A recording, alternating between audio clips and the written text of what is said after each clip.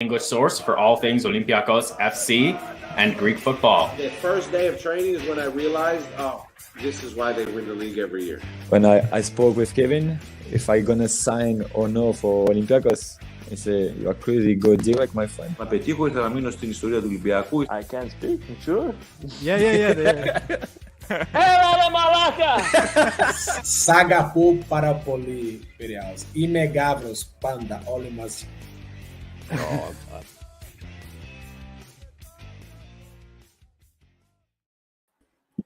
Hello, everyone, and welcome to the Gate 7 International Podcast. I'm here with co-host and friend Kostas Lianos. We're really excited for this episode. The comments are already going off. Transfers are going crazy at Olympiacos this week. Gonzalo Avia Gordon, I think is the name. It's a three-parter of Huddersfield. You got it. By Olympiacos. There was another signing of Dennis Alisancic. Aligajic. I'm terrible with names. We all know that. Abu Bakar Kamara is supposedly reportedly about to sign, former Fulham player, currently of Aris. And also Philip Zinckernagel, hopefully I got that right, you got it right. Is going to sign hopefully either this evening or tomorrow morning. So that is why we have our guest here to talk about the player, but also to talk more generally about the relationship of Olympiacos and Nottingham Forest. So I'm really happy to introduce Paul Taylor of The Athletic here on the Gate 7 International Podcast to talk about everything. Welcome, Paul, to the episode. Hi, thanks for having me.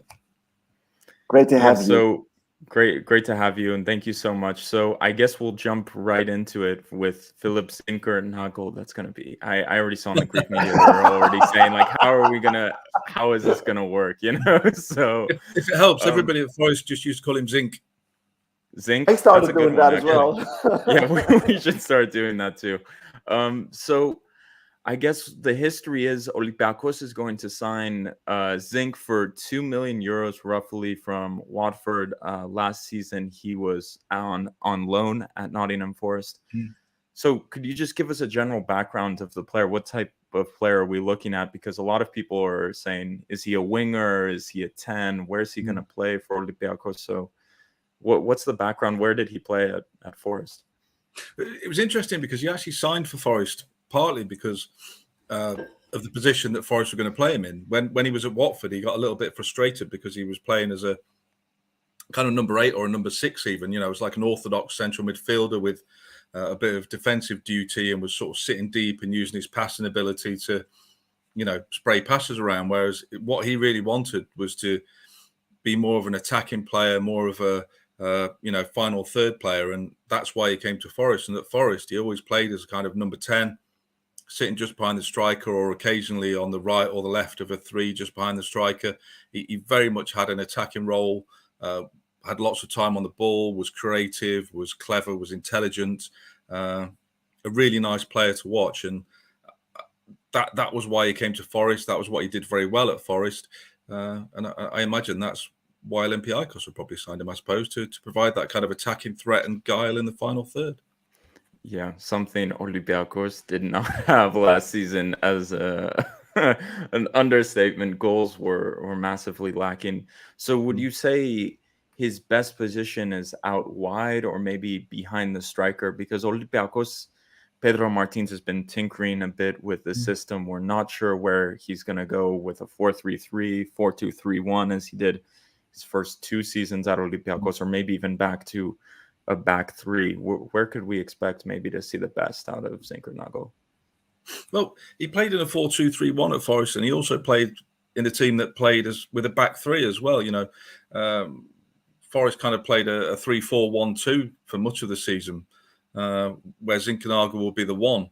And he did really well. He's really adaptable. I know he doesn't like playing in a deeper role, but he is capable of it. But where you really want him is getting on the ball and creating chances for other players. He's very clever. He can pick a pass. He's good at carrying the ball, and he's got he's got a little bit more work rate than he perhaps gets credit for sometimes. Forest were a pressing side. They were a high energy, high tempo team when they're out of possession. And he really led that. He really busted guts to try and win back possession when Forest didn't have the ball. And, that was kind of what he brought to the table.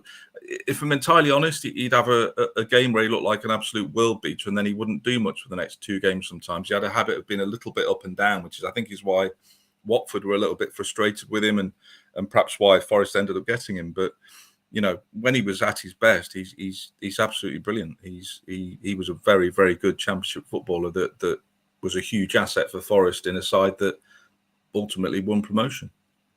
We were talking about this actually before we went live, that according to my sources, Pedro Martins, the Olympiacos manager, wants him as a number 10. But we haven't seen a lot of 4-2-3-1 formations ever since Martins took over. We mostly see 4-3-3 and 3-4-3. Obviously, Forest played a 3-4-1-2 with Zinckernagel as the number 10. But if Olympiacos play 4-3-3 or 3-4-3, could you see Zinckernagel being anywhere in those positions? Where exactly would you see him in those 2 maps?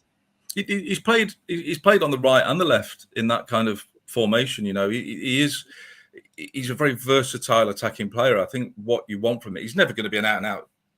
He's not a 9 or a striker. But if you put him in an attacking 3 within a 4-3-3, I think he'd be more than comfortable. He is good at.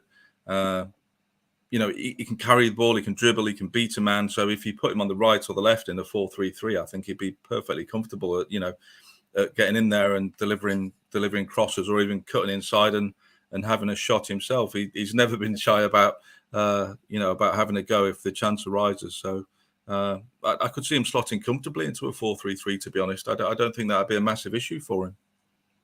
Now, to the more technical side of things, Watford returned to the Championship just 12 months after earning Premier League promotion.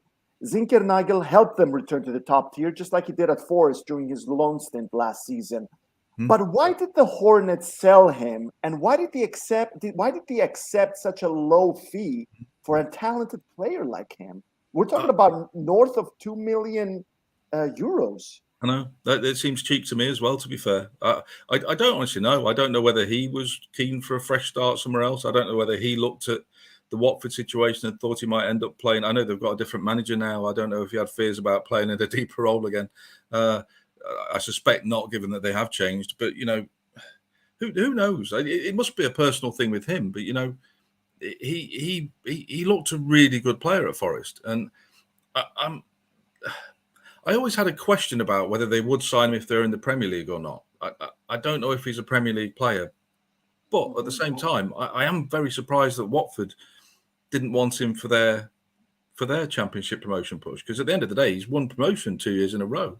He clearly knows how to get out of the Championship, and he's a very good player for what they're trying to achieve right now. Their goal next season is going to be to get back into the Premier League, and in Philip Zinckernagel, they've got a player who would be a very good part of a squad looking to achieve that. But their loss is Olympiacos' gain. I think you've already answered my next question. You mentioned that maybe Zinckernagel is not a Premier League player, but I still have to ask. I mean, did Nottingham try to hold on to Zinckernagel? Why didn't they try and sign him on a permanent basis? I mean, it seems like that was doable, as he's now joining Evangelos Marinakis' other club on a bargain deal. Yeah, I think Steve Cooper would probably have given it some serious thought. I don't think it would have been a cut and dry decision. But I think I'd refer back to what I said earlier about him being the kind of player that was brilliant in one game and then would perhaps be a little bit more quiet in another couple of matches. When he was at his best, he was brilliant, but he would have the occasional game where it would be too harsh to say he went missing or to say that he didn't play well. But instead of being an 8 or 9 out of 10 performance, he'd have a 6. And I think that was the key to it. And the other thing as well was there was some suggestion at times that he didn't always or wasn't always the keenest player to follow instructions, shall we say. And Steve Cooper is a big stickler for having players who will do things his way and want Forest to play in the way that he very specifically wants. That's what's made them a success under him last season, with their remarkable, going from bottom of the table to winning promotion to the Premier League ultimately after 23 years. So whilst Zinckernagel was a key part of that, I think, as they look to now face a very difficult challenge of staying in the Premier League and retaining their top flight status, I think he's going to want players that are very, very definitely going to follow instructions and be, the kind of team that he wants them to be. Yeah. No, it's super interesting. And one question we were wondering about, and we got here from Andreas is, has there been any rumors of him pushing on into the Danish national team yet? Is that something like he was knocking on the door after a good season? Was he at any point considered for a call-up? Because that's something we noticed he hadn't gotten a cap yet for the senior national team. I'm a little bit surprised he hasn't been. I'll be honest, I'm not an expert on the qualities of the Danish national team, but I can't imagine that there's too many players that are, far better than Philip Zinckernagel. And he had a great season, played a lot of football, created chances, scored goals, and he must have been knocking on the door. I don't know what the situation is there with him.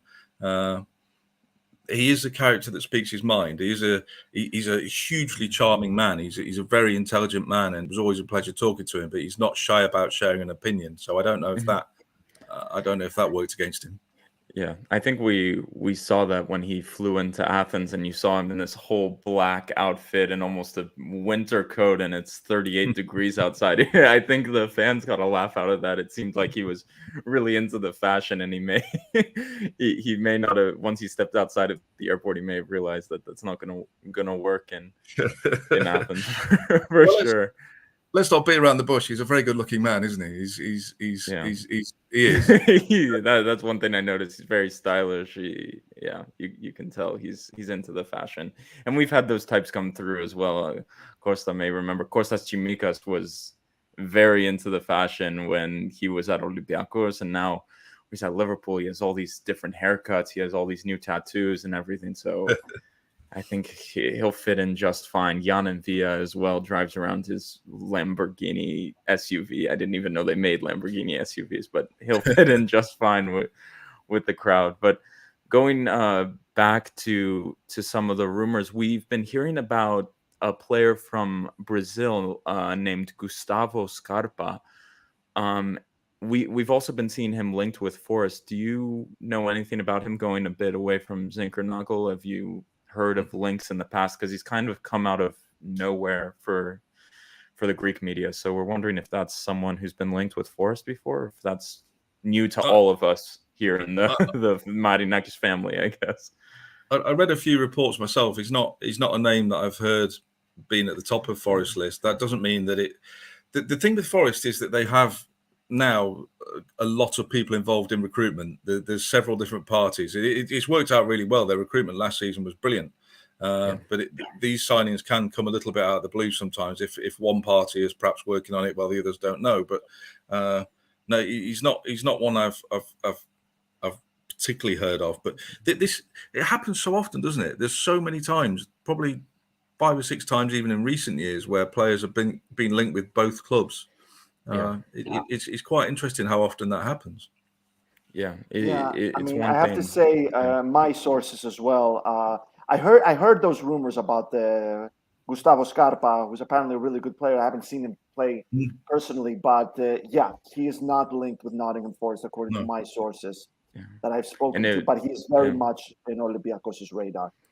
And it was the same thing, Costa, with we also were told information about Kyle Ladd, and it leaked. We actually got information that now Nottingham Forest also was looking at Kyle Ladd because he was linked forever with Olympiacos. I don't think that's going to happen now, but it's kind of interesting how that is happening. And I guess one question I don't know if you'll know anything about that, but we're wondering is how much there's interaction with the different departments at Olympiacos and Nottingham Forest, if that even is a thing. I remember Francois Modesto's now left Olympiacos for Monza, was technically, we were told he was the chief scout of Olympiacos. Some people call him sporting director, but he was also in some sort of role with Nottingham Forest. It wasn't completely clear. So one thing we've always wondered is what is the interaction between the scouting and backroom staffs of Olympiacos and Forest? I think it was in the past, it was more intrinsic than it is now. I don't think there is a huge link now between the two clubs in terms of them both scouting I think they probably both scout fairly independently now of the two clubs. Obviously, when Modesto was there, things were slightly different. And when Yanis Ventros was part of the Forest setup as well, I think there may have been more of a link up there as well. But I think it's natural if you have a figurehead who's in charge of both clubs, and you hear of a player that has certain qualities. Say Olympiacos, that they find a number 10 that might be working for them, and that Olympiacos don't need a number 10. It's only natural that they might think, well, the Forest need that kind of player, and there's always going to be that relationship like that, I suppose. But it feels like there's less of a link there now than there once was. Yeah, no, it really felt like there were many points where there was a player like, let's say, Miguel Angel Guerrero, Cafu, Karim Ansari-Fard, where some of these players, to be honest, Karim Ansari-Fard was a very good striker. I was surprised he didn't break in at all. Guerrero, you couldn't say he scored goals, but he was very good. He helped Olympiacos achieve qualification in the Champions League one year. It was kind of like, well, this player is not picked. Maybe let's throw him over to Forest and see if it works. And not many times it seemed to work. But I think the one player who stuck around was Cafu, right? If I'm not mistaken, he's kind of... He always seemed like the type. If anyone was going to make it, it's like this big, strong guy who runs. And we were like, well, Cafu may have a chance. And the other ones, maybe not. But Cafu and he also made Paul Taylor's five-a-side team for Nottingham Forest. Really? He's a bit of a cult figure. He really, he hasn't played much football, but the fans really like him because he's so wholehearted, and because you can tell he just loves playing football. And when Forest were promoted at Wembley, he was central to it all the celebrations. He was right there in the middle of it, absolutely loving it. He clearly feels a real bond and a real attachment to Forest. I mean, I can't tell you off the top of my head how many games he played, but I bet he came off the bench about 12 or 14 times, maybe started 6 or 7 games. I don't think it'd be any more than that.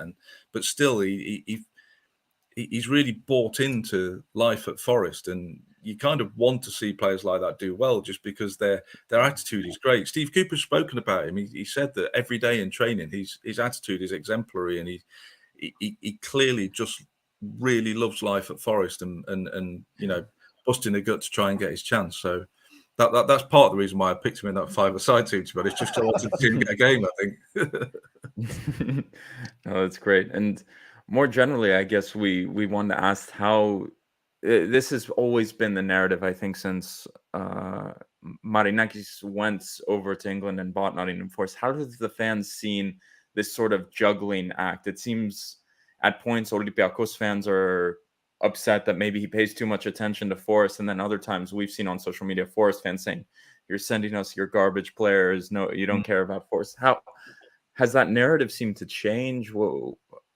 You maybe just go through what it was like at the beginning and what it's like now, because we find that really interesting as well.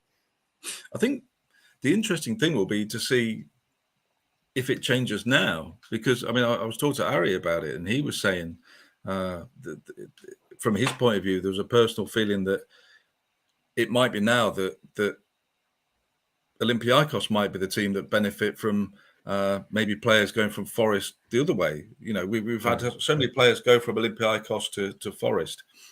Now, will the dynamic change? Because being in the Premier League is such a massive thing. I know that Olympiacos are a huge club and they play in Europe, and huge. I came to Athens for a game, and it was a friendly, and I've never seen an atmosphere like it. It was absolutely incredible.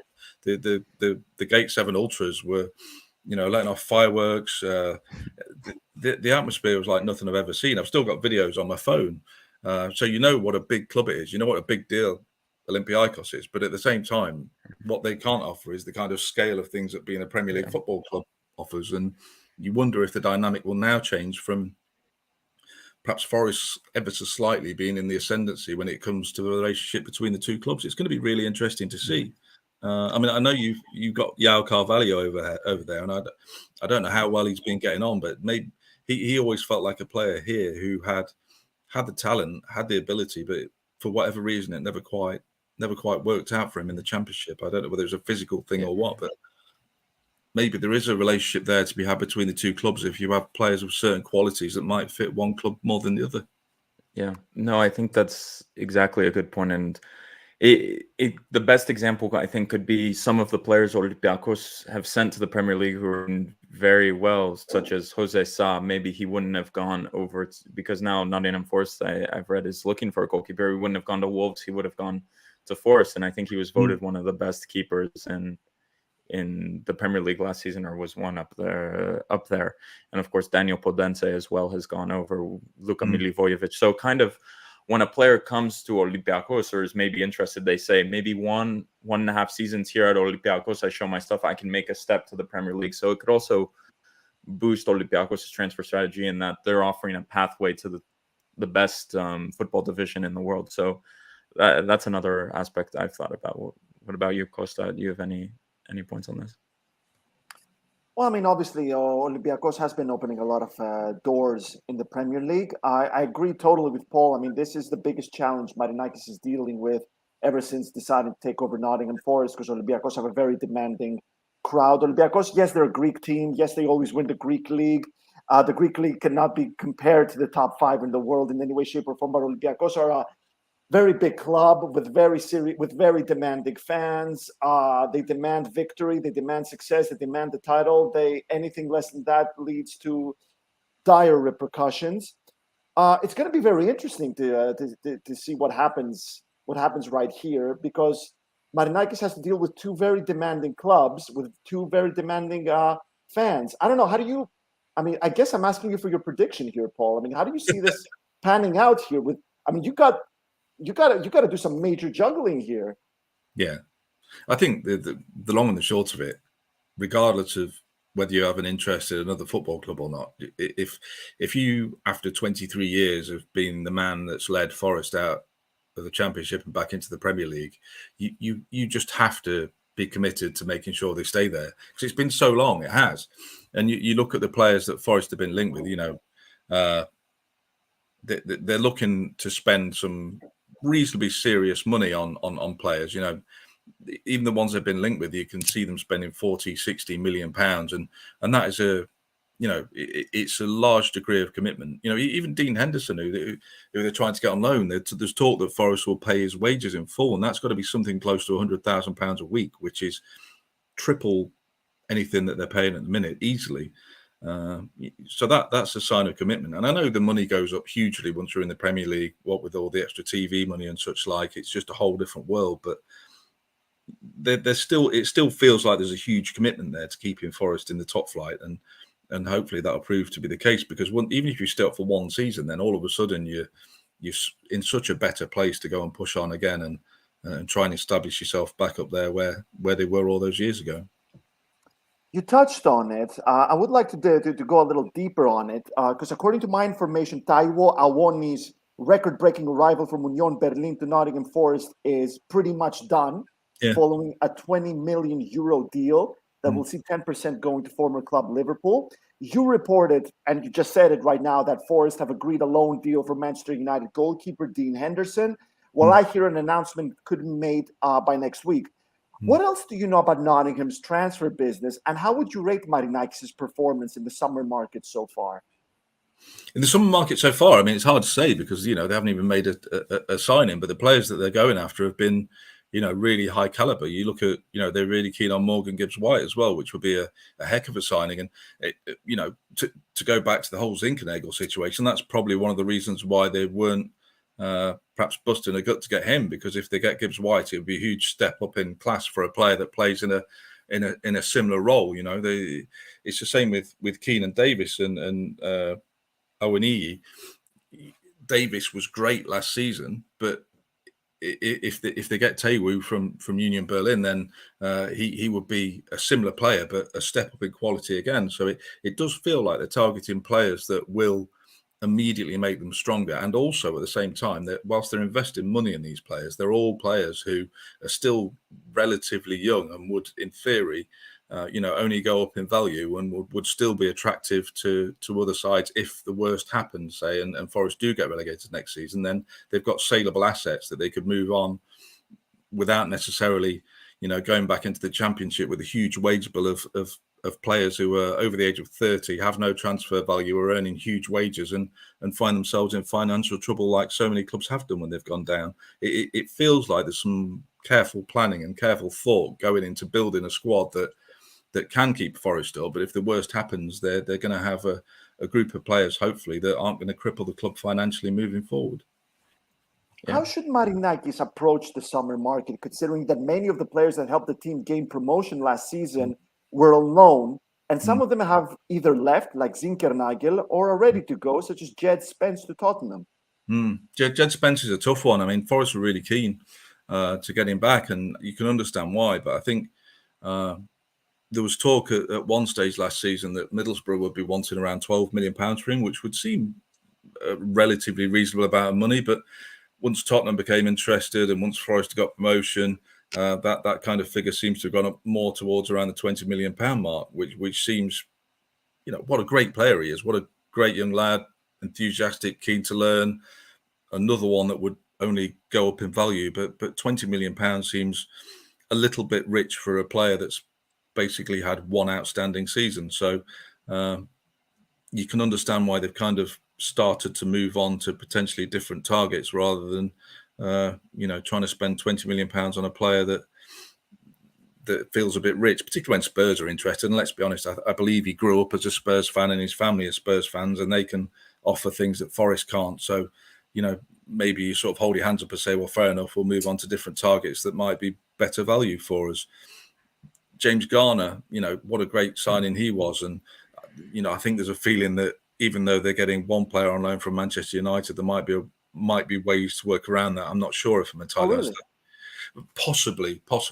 There's some feeling that if there's a permanent deal in the offing for Henderson, that they might be able to work around getting another loan from the same club. I'm not saying that for certain, but that is a avenue I think that's being explored. So we'll have to see on that one. But there was I think the thing with the loan signings is that Forest, as a club as well as fans, kind of developed this emotional attachment with them, and that's understandable because they played a key role in such a landmark season. These were all people that achieved what literally hundreds of other players over the last 2 decades haven't been able to achieve by getting Forest back into the Premier League. It's been such a long wait for the club to get back to this level that the lads that did it will forever be remembered as heroes, whatever happens. Whether Spence and Garner and Davis come back, they'll forever be remembered for being part of that group of players. But I think Forest have been quite good at kind of taking a step back from that emotional attachment and looking at things very forensically and very unemotionally and saying, can we do better? Can we have better value? Can we find alternative targets that might represent better value for money? So time will tell if they're right or not, but we'll see. No, I find that really interesting. And one thing that we've been wondering, is there any reports that some of these players are Olympiacos players? Is there any way have you heard? Because it's really interesting. It seems like there's been no links to any Olympiacos players. And as Costa, I think, has reported, Papa Boussissé from Olympiacos is currently linked with Everton, and Madi Camara in the past has been linked with many teams in the UK as well as now in Italy, I think, and in Portugal. Monza. Sporting Lisbon, Porto as well. Yeah. We got Agibu Camara as well, has been linked with a lot of Premier League teams.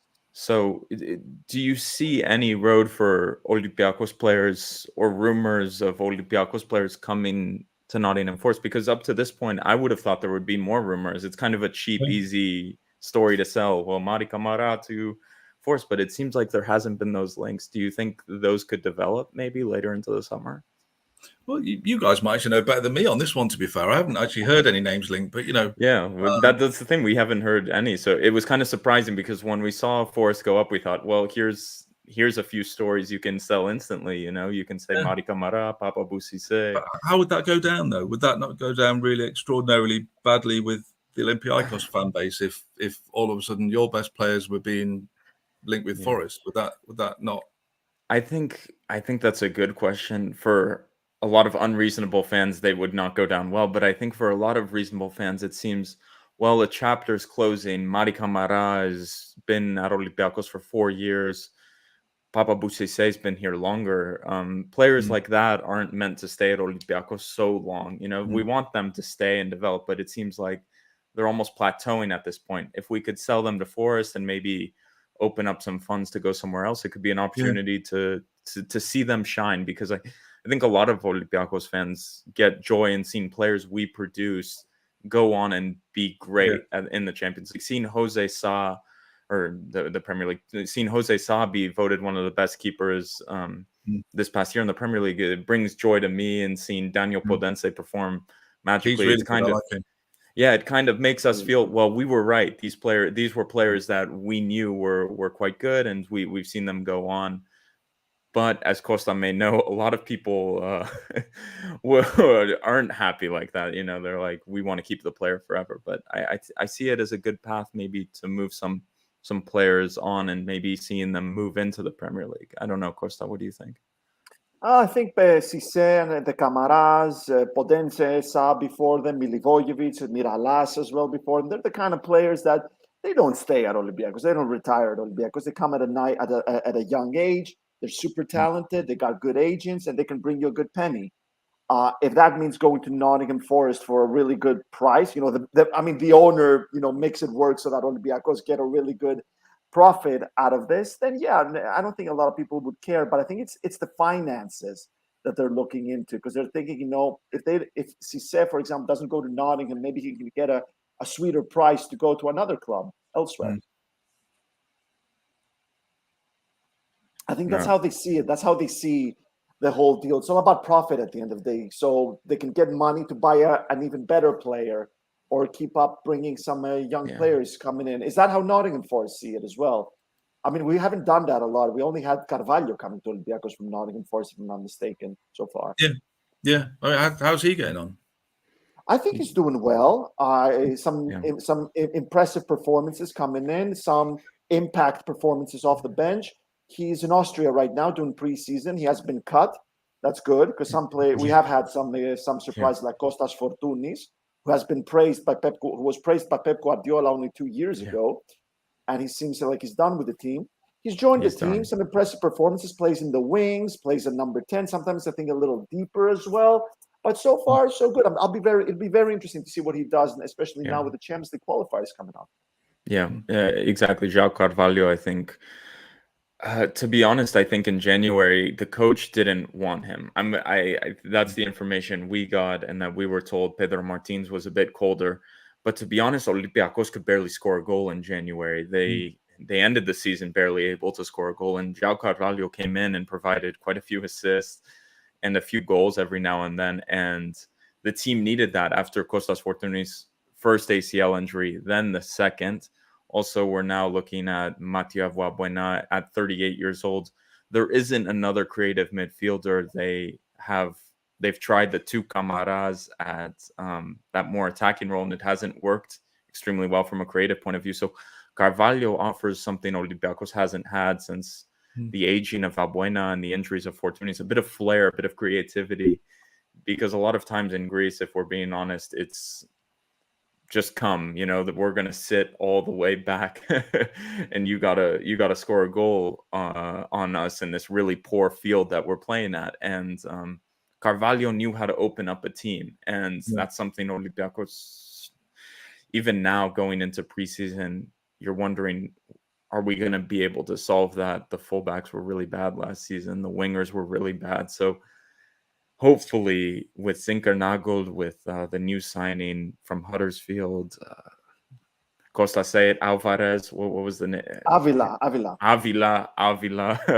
We're hoping. Also Versalco from Atletico Madrid is supposedly close to signing, maybe next week. So we're hopeful. Signings are being made really early this season at Olympiacos, which is something not usual, because Champions League right now is not promised. So a lot of players, when they see Olympiacos as a Champions League team, they'll go for the Champions League. At this point, we play in the second round of qualifications in a month. So a lot of team players will say, well, it's not guaranteed, so I'm not going to come yet. Surprisingly, the team has made moves fast this summer, something they haven't done in the past two years, I would say. So we'll see. They're definitely going full push for the Champions League this season. The wage budget's really big as well. That's a big problem. And technically, at the moment, with Francois Modesto out, we don't have a sporting director or a chief scout. Is what they. There's no technical director. There's no technical director at the moment. Morgan De Sanctis was supposed to be it, then he didn't come. Walter Sabatini from Italy also was supposed to come. He didn't come. So it's a bit confusing what is going on, but things are happening. We may not know what's going on, but things are happening. So I guess that's the point of view from Olympiacos at this moment, going on a longer rant, I guess. Yeah, putting it in perspective. But I got a big one for you, Paul. I got a big one here for you. Okay. Big general. Us Greek fans, we know Marinakis likes a good statement signing, as we've seen at Olympiacos these past few years, ever since he took over in 2010. We've seen players like Arieli Bagasa, Esteban Cambiaso, Mathieu Valbuena, and now Sime Vrsaliko, as Labro mentioned. Apparently, he's very, very close to Olympiacos. My sources tell me that transfer business at Nottingham Forest will depend largely, if not completely, on what CEO Dane Murphy and manager Steve Cooper want. But how likely do you think a major signing is for Nottingham this summer? And I'm talking major, big name. Well, I don't think that's Steve Cooper's style, to be honest. There was talk, they were linked briefly with Gareth Bale, which would have kind of fitted into that category, but I don't think that's ever the kind of thing that Cooper would want to go for. Whether he has, I'm sure he has a huge say in signings. It would probably require somebody saying, no, you're having him for a certain type of player, but I can't see that happening. I think he has, because he's the man that kind of led Forest to promotion, I think he's got a huge amount of respect and a huge amount of say in what kind of business Forest do. I can't see them going out of their way to sign a massive big name just as a statement, just purely to say we mean business, because he kind of built a dressing room where everybody got on, everybody was on the same level, everybody was part of the team. And when you sign a huge player, like a statement signing, let's say, using Bale as an example, you kind of take a risk of upsetting that dynamic. You feel like you bring somebody into the dressing room that might be earning a hell of a lot more money, that's got this huge background, might feel like they're somehow superior. I don't know Gareth Bale well enough to be able to say whether he's that kind of character or not, but what you don't want to do is upset everything you've worked so hard to build in terms of that atmosphere they've got in the dressing room. So I couldn't really see Forest going out and making a massive statement signing like that. I could be wrong. We could see it happen in the next few weeks, but it feels unlikely. It's interesting because I see parallels with this period you're going through with the beginning of Pedro Martins, because we went through a similar moment where the squad was, before Cooper came in, it seemed the squad was a bit dysfunctional, if I can say that, from the outside. There were players coming in like Gaetan Bong, I'm going to be honest, used to play for Olympiacos. It's like, what is this guy doing at this level? Is this real? Like, and players like that. And the same thing almost happened with Pedro Martins. The chairman, I think, Vagelis Marinakis, essentially signed Yaya Toure after he finished at Manchester City. And to be honest, he wasn't able to play football anymore. And there was this big pressure, especially from the fans, Olympiacos fans, because Yaya Toure played for Olympiacos at the start of his career. To play the guy, he's going to do it. And he simply cut Yaya Toure. And it was kind of a moment where it's like the manager's in control now. It wasn't like Marinakis gave a player, you play the player, and it was a huge deal at Olympiacos. Costa, maybe you remember that as well.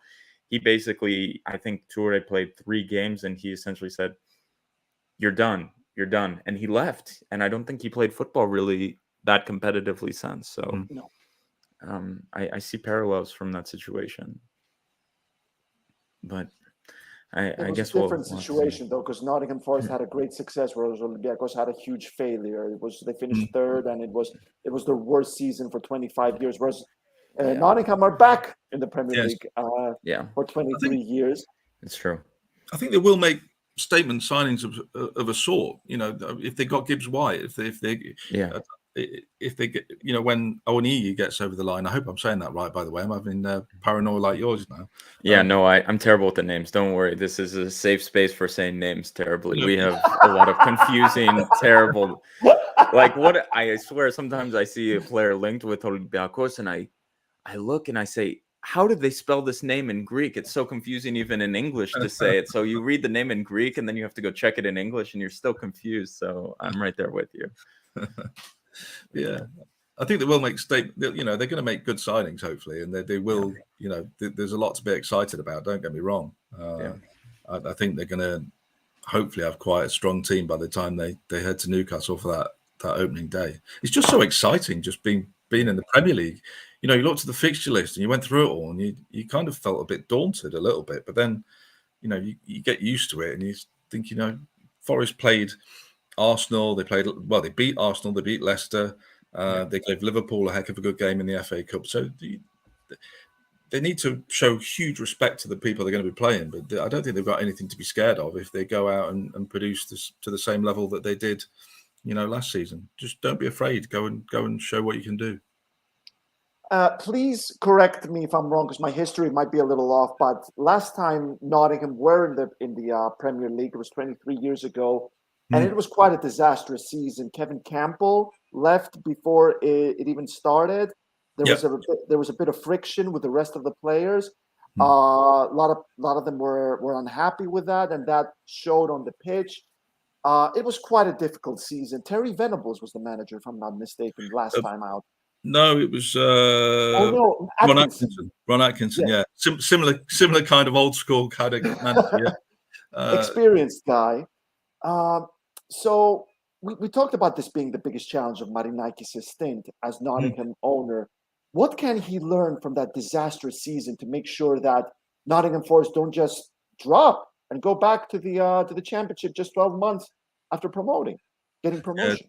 That was a really strange kind of period of time, though. Right? You're right. It did all surround Kevin Campbell being sold. That led to Pierre Van Hooijdonk going on strike and refusing to come back. It just completely undermined everything that Forest had done. They actually went into the season with a far weaker team than they'd finished the season with in the second tier, and it didn't really get much better from there.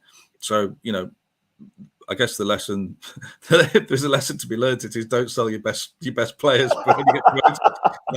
But thankfully it doesn't. It made me laugh because But Jed Spence is going though.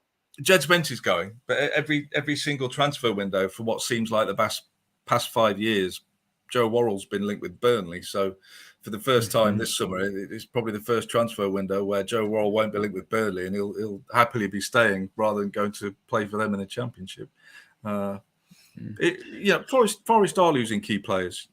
Spence is the one that would worry me more than the others. It does, but you can kind of understand why it feels relatively unlikely to happen, just purely because of the money involved. He was brilliant. He was outstanding, and he's got a very bright future, that lad. But there's got to be a line drawn in the sand somewhere where you say, well, that's too rich for us, and let's look elsewhere, see if we can find a player that's just as good for a bit less money. It's just common sense. Yeah. But also, if that's avoided, if relegation is avoided immediately after coming back, there's also this thing called Premier League first season hangover. We started with Sheffield United. We're wondering now with Brentford. How do Nottingham deal with that? What a great problem to have. If they do end up having that, I'll be a very happy man, One problem at a time, I guess, right? Yeah. I don't want to sound negative or pessimistic. I really don't. But it is a huge challenge for Forest to try and stay in the Premier League. It is a increasingly elite club. The teams that go up almost, not without exception entirely, but the majority of the teams that get promotion, their first goal is to avoid getting relegated again. I mean, years ago, a little bit before the era you talked about, Kostas, there was an era under Frank Clark where Forest got promoted when Stan Collymore was in the team, and immediately that first season they went and got promoted into the Premier League. They finished third, and they were challenging for the title for a lot of time. That just is, it's almost impossible now. It just isn't going to happen. You aren't going to go and see a team get promotion from the Championship and suddenly challenge for the title. That's the reality. You have to. What you hope is that people have perspective, and if Forest finish 16th, 15th next season, it will be a huge success, and it will feel very different to what they've experienced this season. This season was just incredible because they gave the other teams a 7-game head start. They had 1 point in the first 7 games under Chris Hughton, and then Steve Cooper came in and they went on this relentless charge, and it just felt like they were unstoppable, and it's going to be different next season. There will be spells where they don't win for 4 or 5 or even 6 games, and they're going to have to get used to that and not let that kind of thing become a crisis if it does happen. It's just going to need a change of mentality, and you hope that happens. Yeah, no, I think it's completely understand from our point of view. I think as we saw Nottingham climb almost each match day, each week, it was like they're going higher. They're really going to do this, and now they finally did it with so many players on loan as well.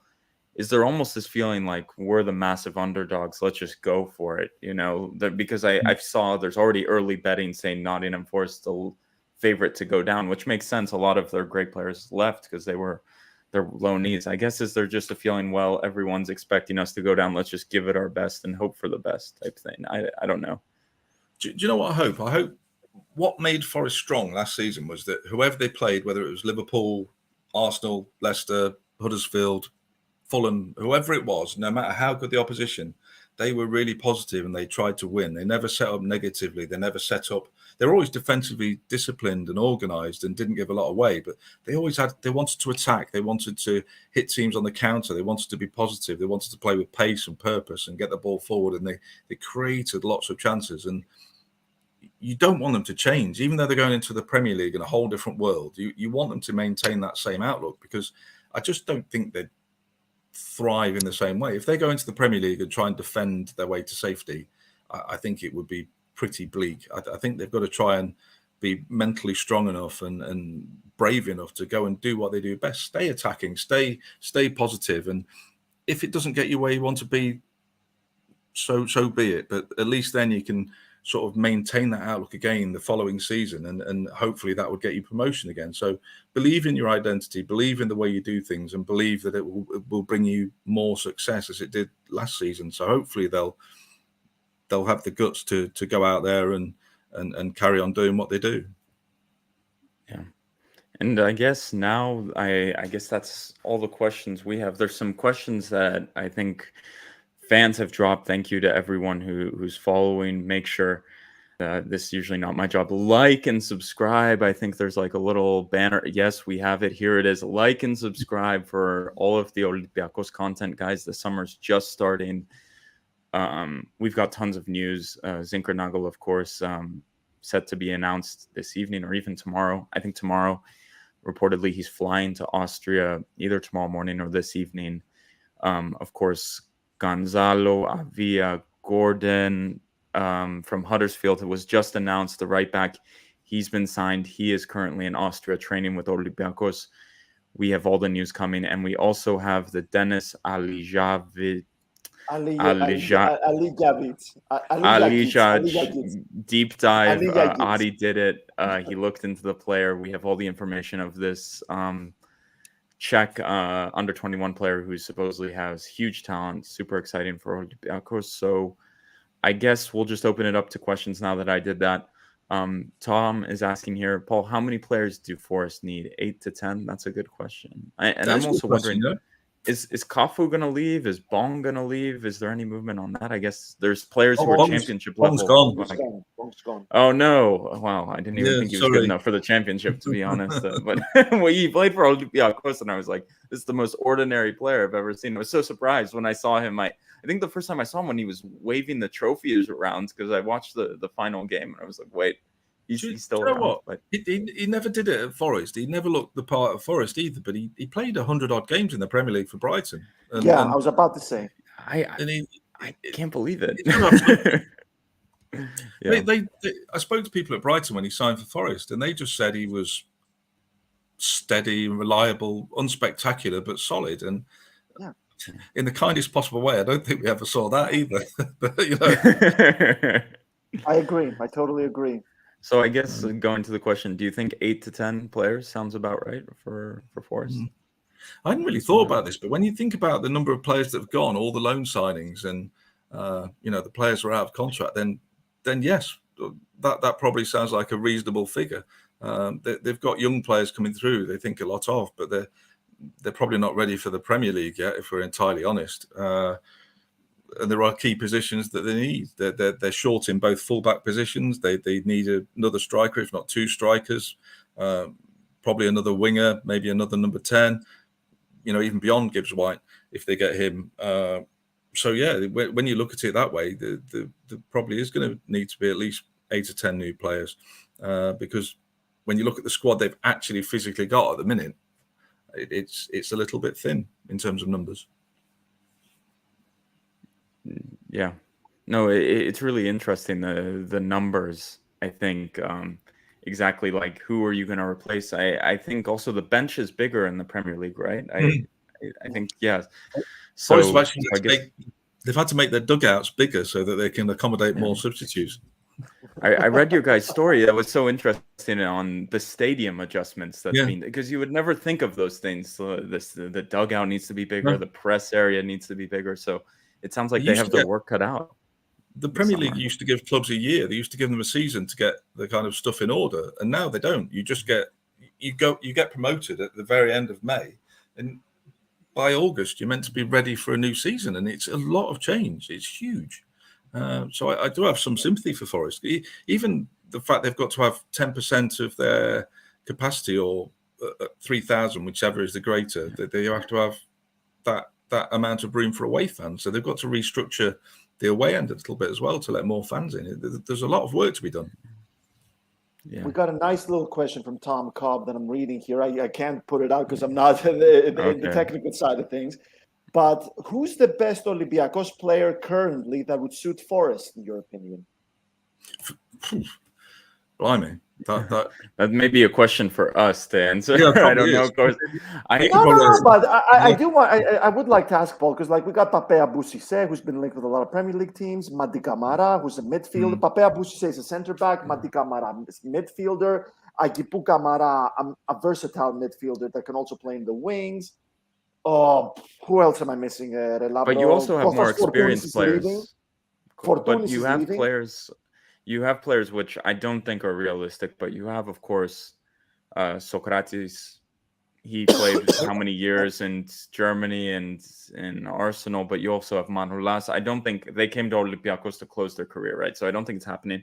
But you also have players like Jan and Villa, who of course has played for, I think, Sunderland and I was trying to think back to that friendly game, the friendly game a couple of years ago, and who stood out then. But I think the cold truth is that most Olympiacos players stood out because they absolutely battered Forest. I think there was a moment during the first half where there seemed to be a conversation on the bench where Olympiacos were asked to calm it down a little bit because it was going to get embarrassing. Yeah, I remember that game, but it was. That game, to be fair to Forest, that game was right before Olympiacos went to the Champions League qualifier. So the team, it was just right at the end of preseason, we're about to go to official match. So I think the level of training was completely. There was a striker who scored twice. I'm desperately trying to remember his name, and I can't for the life of me. I think it was Guerrero, right, for Olympiacos. I think it was because I remember watching the game because Guerrero that summer was incredible. He scored. I was in the Karaiskaki for the game against Krasnodar, and he put one on his right foot and curled it, hit it off the bar, and I was like, well, is this Guerrero? Are we sure what has happened to? And then it was the same story in the season. He disappeared, but in the summer it was like the guy came alive, and it was super strange phenomenon. You could see flashes of that as well when after that, but not. Yeah, he never looked quite the same player as he did that night. That's for sure. Yeah. No, it makes sense. So we've got another really good question here. Yeah. The fan from Nerdos FM, Nerwanos FM. Yes, that's a very good question right here, Paul. The fans here, that means Greece, were supporting Forest due to the relationship. And we're asking Paul now if this also works for the Forest fans or the other way around. Do they support Olympiacos in Europe or, Greece? Yeah, I think they do. There's quite not to harp on about that game too much, but there were a lot of Forest fans that came over for that friendly, and the welcome that we got as media was shared, I think, amongst the fans as well. I spoke to a lot of Forest fans who, were made to feel very welcome around the stadium, and in the nicest possible way. I'm not sure it is always the most welcoming place to away fans. Oh, no, it's not. No, it's not. Yeah. But yeah, there's clearly a nice affinity even between the two sets of fans. So I think there's a fondness there from Forest who want to see Olympiacos do well, without question at all. There's probably a phase where they got a little bit fed up of the players coming over not doing brilliantly for Forest. But fair enough. Yeah. I don't think that ever soured the relationship. I think there's always been a desire to see Olympiacos do well. Yeah. I keep an eye on them myself, to be honest. It's good. That's good to hear, because there was also a moment here where I don't know, this was me. I felt bad for some of the, like Mohamed Drager. I remember we sent, maybe it was last summer, and I was like, he went back. He went out on loan now to Luzern. Thankfully, because it's like, what does this guy have any chance of playing at Forest? It's like, come on, you're trying to make them hate us. It's find him a different team. But moving away from that, we have a question earlier from Jeremy, and I've seen a lot of Forest fans asking us, is it possible for Zinckernagel to be bought by Olympiacos and then loaned to Forest? Does that make any sense? Because we've had those questions asked, and to be honest, I don't really think it's possible. But have you heard anything about this? There's a limit on the number of players that Premier League clubs can have on loan, so I think it makes no sense. Yeah, that's what we thought as well. I think if the price tag was £2 million, I don't think Forest would have had any qualms about paying that, to be fair. So no, I think that would be unusual and hugely unexpected. Yeah. Also, another question from Jeremy, which is interesting because we've heard, and Costa, I think you reported on this, was Steve Cooper was actually in Athens visiting with Chairman Marinakis. Is there word on a new contract? I know a lot of Forest fans are really interested in hearing about that. Yeah, we as far as we were told, there has been very serious talks about it. They've all gone very well. Everything's agreed in principle. The last time I asked about it actually was yesterday, and I was told that everybody involved on both sides expected it to happen, and that it was all essentially agreed and was just a matter of time. I don't think it's going to be an issue. I think in the very near future there'll be some kind of announcement about him having a new deal. I think everyone's hugely relaxed about it. I don't think the club or Cooper see it as being a huge deal. I think it's just a natural extension of their relationship. Obviously a huge deal to Forest fans who want to see him stay. So hopefully that'll be a bit of positive news to come in the not too distant future. Yeah. And I guess one last. Go on, Costa. No, go ahead, Laura. Yeah, I have one question, which I don't know. It's just something from a gut feeling and something I've heard. It seemed like the son of Marinakis, Miltiadis, has taken a role in Nottingham Forest, a bigger role. We saw lots of videos he was posting. Did he seemingly take the driver's seat for Forest this season? Is he going to take another? Is he going to stay in that role, or is his father going to take over as they move into the Premier League? What sort of is his role, and how is he liked in the community? Does he live around there? It's a bit unknown. He's the figurehead at the minute. Whilst his father's not around, he's the figurehead when he's not here. He's the owner's son. He's his eyes and ears. He's his voice on this side of Europe. He is a key figure, and whilst Evangelos is back in Athens, he's the boss. Obviously, when it comes to the day-to-day running of the club, it's down to Dane Murphy, and as we've said already, Steve Cooper has a big say in what happens as well. But Miltiadis, he's a key figure.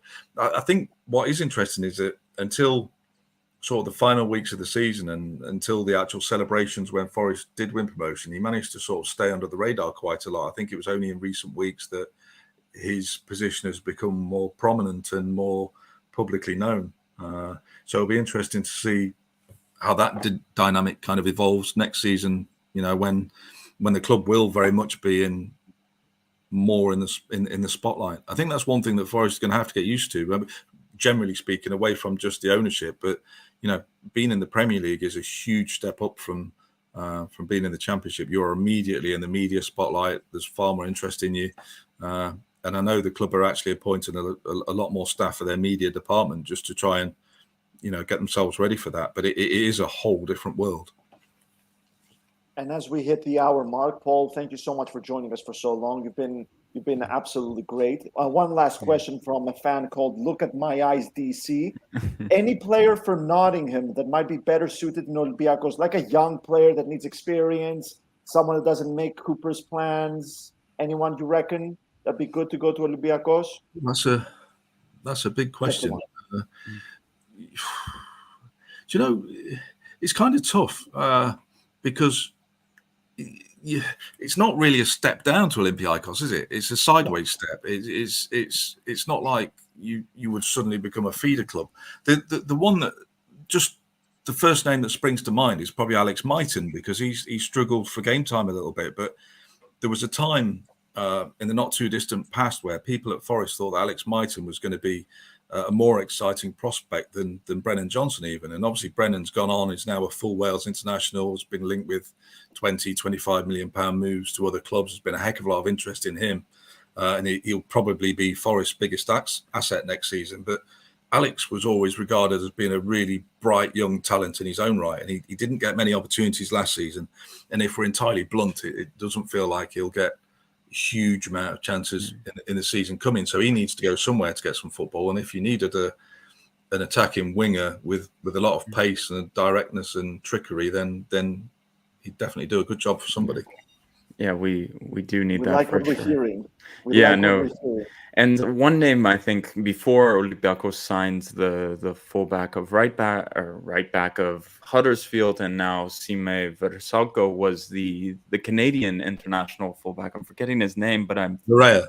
Yeah, he kind of made some sense, but I guess that one's over. Basically, I don't think that's happening. And one last, I think Richie Laryea, actually, there's some suggestion he might go out on loan somewhere. Because he found himself down the pecking order at Forest. I mean, it's mainly because Spence was so good. He was brilliant, so he struggled to get much game time. But I don't get the sense they regard him as being a starting fullback in the Premier League. And obviously the World Cup's coming up and he'll want to play for Canada. So he will want to go on loan somewhere. So I wouldn't immediately rule that out if you do need a right back. Yeah. And I guess right before we thank you so much for your time. The Forest fans, I think, would kill us if we didn't ask this question. Brennan Johnson contract is we even see that on our social media. Is there anything about that for the fans watching tonight? The club are hopeful that it'll get sorted. I think there have been some early talks about it. Getting promotion to the Premier League obviously made a massive difference. If I'm entirely blunt, I don't think they would have had such a good chance of keeping him if they didn't go up. I think there's a desire there, understandably, for him to be playing Premier League football. He's probably ready for it. He's made the climb from League One up into the Championship. He did really well with Lincoln on loan, blasted it there. Chris Hughton, for some random reason, last summer didn't think he was ready for the Championship, which seems like a nonsense now. But he clearly was. He's been immense. He's been brilliant. He's been a joy to watch, and hopefully that one will get resolved. I think there's a few hurdles to overcome yet, but hopefully it won't be an issue, and he'll be tied down for the foreseeable future.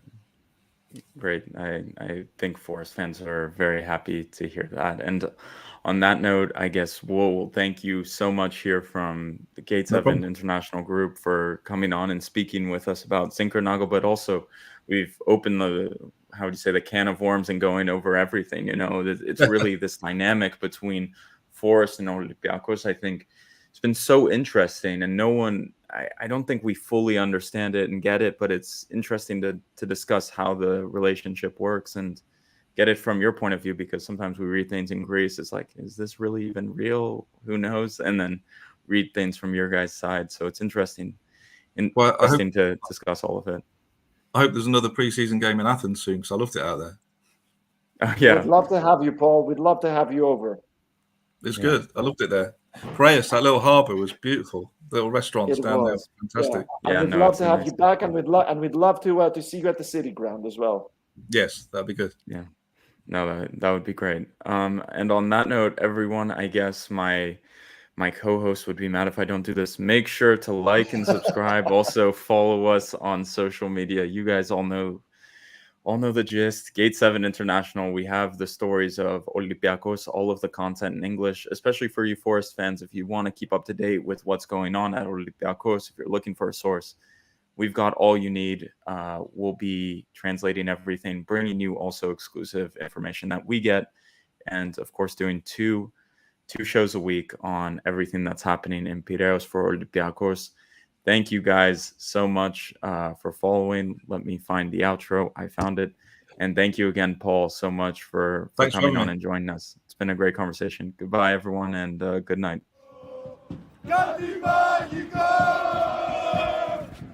Ocupa, gente,